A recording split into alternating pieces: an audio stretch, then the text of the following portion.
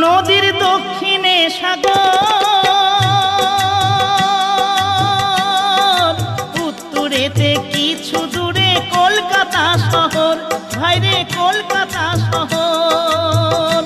আবার পশ্চিমেতে মেদিনীপুর, আবার পশ্চিমেতে মেদিনীপুর, এমন কে বা দেখেছে ভাইরে ভাই, এমন কে বা দেখেছে? ডায়মন্ড হারবার থানার নিচে যে নদী আছে, ডায়মন্ড হারবার থানার নিচে যে নদী আছে।